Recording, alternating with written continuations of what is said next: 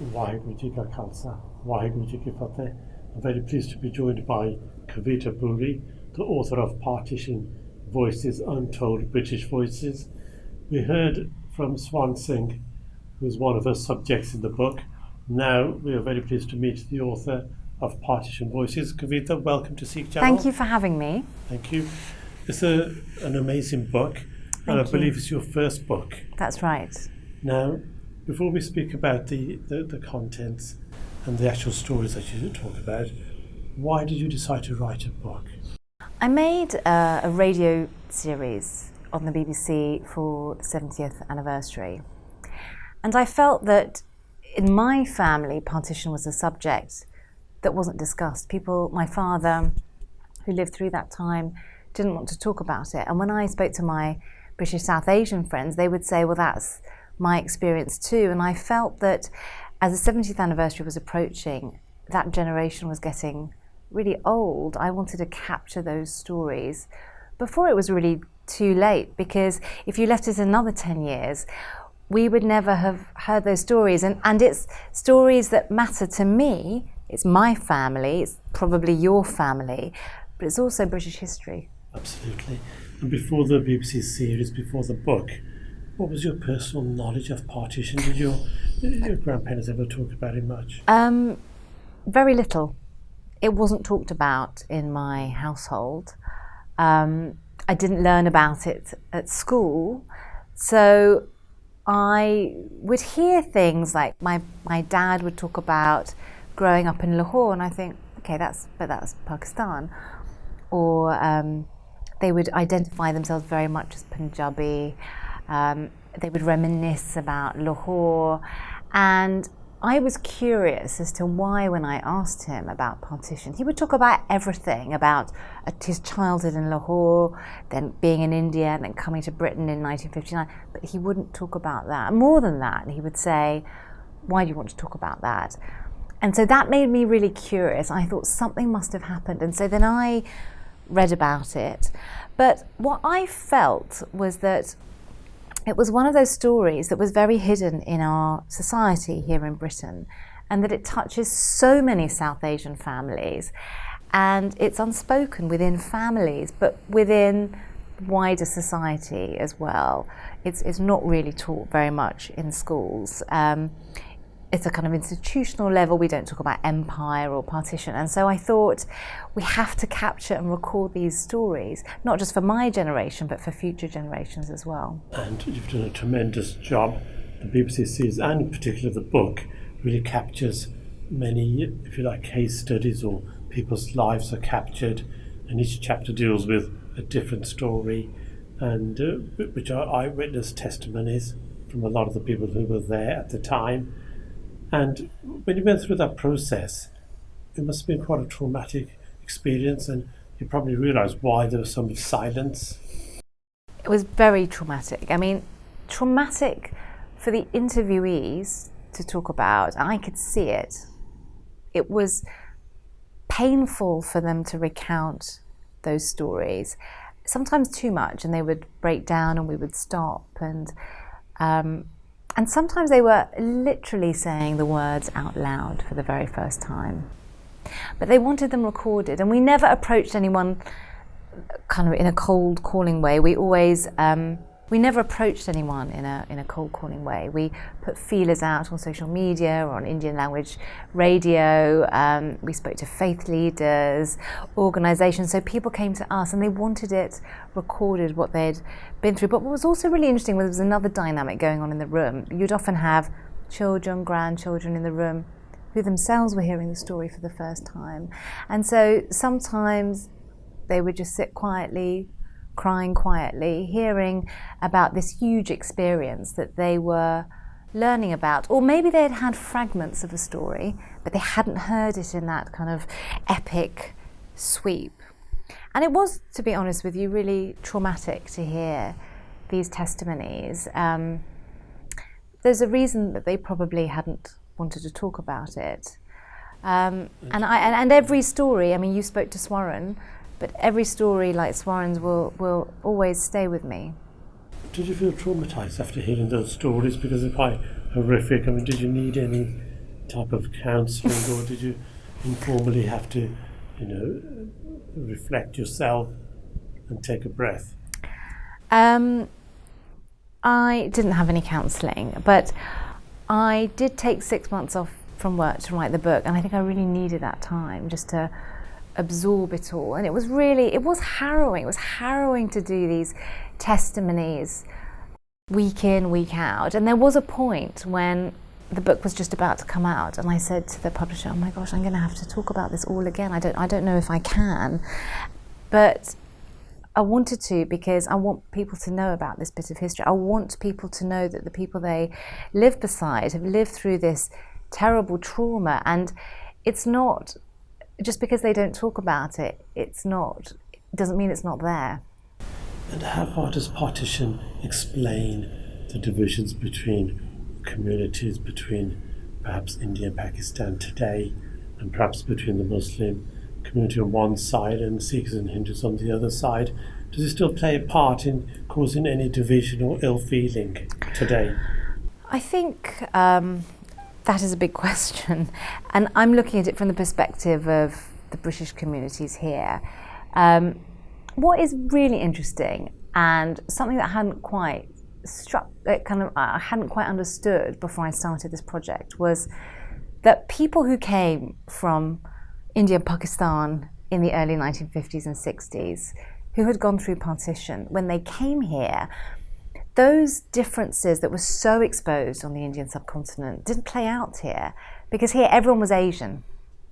And so they were working in the factories and the foundries, and they worked together side by side. They fought together for equal pay against racism. And so actually the community was very tight then. They had to be.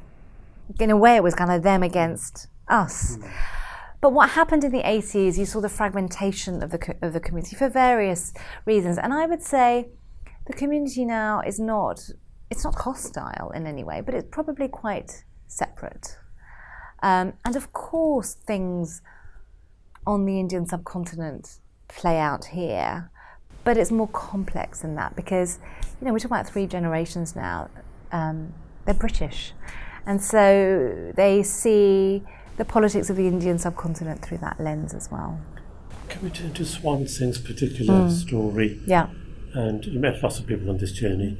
Swan Singh, you kindly introduced to the Sikh channel, and we've heard firsthand about his story. And how did you feel about Swan Singh when you met him and heard his story? What's your sort of take on him? When I met Swan, he is a very gentle man.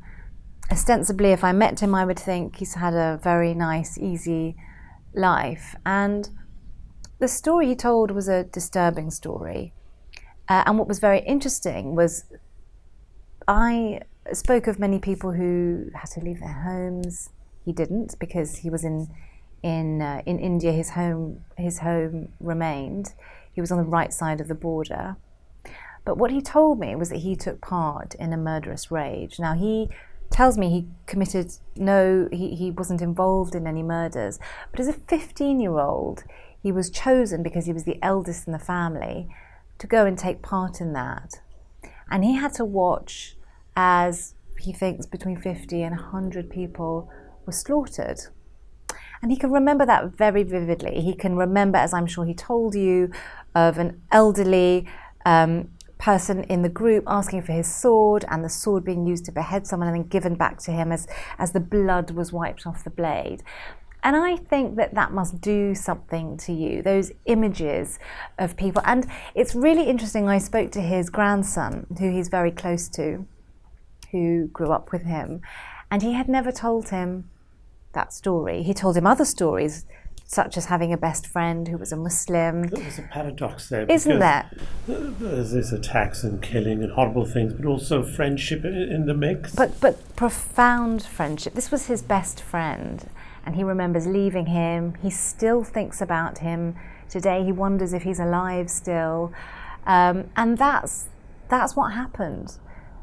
People were put into situations they would never have been put into. People had to say goodbye to people in a moment, and then they would never see each other again. And I think that's what's really important, that's what came out through the book, was the reason I felt hopeful for the book. And of course we've talked about the harrowing things that I heard, and they was that what people wanted remembered was the friendship, just as Swaran talked about. But not only that, but that sense, that very visceral sense of your home, even if it's a place that you fled, even if it's a place that you haven't been back to in 70 years, that feeling of Lahore being your home if you're a Hindu, or Delhi being your home if you're a Muslim, that never ever changed. And people wanted, a physical reminder, whether it's a brick or it's a tile, to say this was my land as well. An attachment. Yeah. And there's been talk in recent years of reparations for slavery and so on, and leading universities recently decided to make some commitment to help people from those backgrounds where slavery took place and so on. In a similar vein, should the British government be asked to make some form of reparation or recompense or acknowledgement for partition, because it was very rushed and disorganised and a lot of people suffered? Should there be a movement for reparation? What I would say is my book is based on first-hand testimonies of people who lived through it. They themselves were not calling for that. And so I should also add that historians are still not clear about the causes and who's to blame. It's a very, very complex subject. So I don't think with the Lord Montgomery, the arbitrary line, Mountbatten. And the way it was rushed through. It was very rushed through, and the date for the transfer was meant to be June 1948, and it was very suddenly brought forward to August the 15th, 1947. 10 weeks to divide a nation as complex as India. It's unthinkable, and yet it happened. Yes. And the man who was asked to divide British India had never been to India. He came, he was surrounded by maps, some of which were out of date, census, pretty much stayed most of his time in Viceroy's house in Delhi. It doesn't bode well. But it's a very complex situation. But as I say, I think the subject is in a way more complicated than reparations. What a lot of the interviewees say is they want to go back to the place they grew up for one time before they die. That's what they feel. That's what they want more than anything. They want to see that tree that they climbed up. They want to see the house they grew up in. Maybe they had a first love. They want to know if she's still alive. That's what they feel. That's what they want. That's tremendous. Kavita, thank you very much. And this particular journey, has it helped you personally reconnect with your past and with your identity and with your Indian heritage? I was always connected anyway. What it's helped me do is understand my dad's story much better, and understand why it was that he didn't want to talk about it. But also, if I said to my dad, how would you describe yourself? He would say, well, I'm from Lahore. I was born there. I spent my childhood there. India is in my blood, but I'm British. I've spent most of my life here. And it's taught me that you can feel and be many things. That's tremendous. Kavita Puri, Partition Voices, Untold British Stories. A great book. Thank you very much. We hope to see more of you and to see further stories from the Punjab, from India, told on the BBC. Is there a lack of engagement by the BBC or other institutions with British Asian history, do you think? Well, from my experience, I would say not. I wrote the book. I didn't have any trouble getting that commissioned on Radio 4. It was given the best slot on Radio 4. It was taken by lots of other bits of the BBC. I make a radio programme for Radio 4 about political and social British South Asian history.